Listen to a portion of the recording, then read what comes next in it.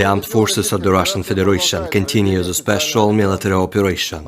In the Kupiansk direction, the attacks launched by ground assault and dummy aviation and the artillery of the Zapad Group of forces have resulted in the neutralization of the enemy manpower and military equipment near Granikovka, Kotlerovka, Berestovoye in Kharkov region, and Novosolovskoye and Rozovka in Lugansk People's Republic.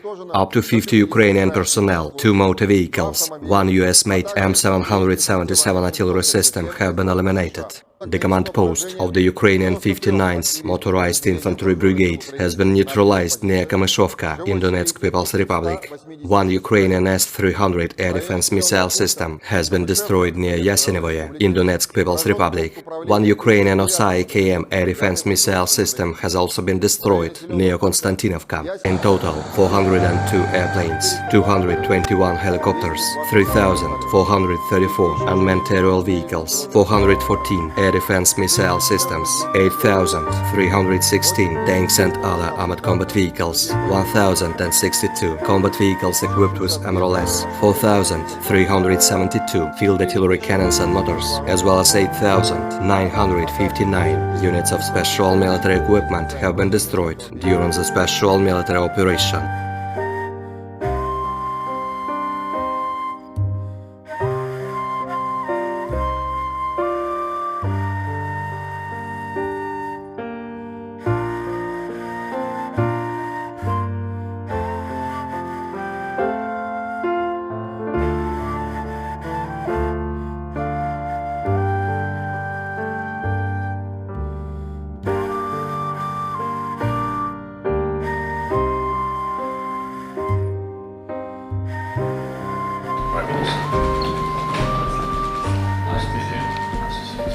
Great signal, and what can I say?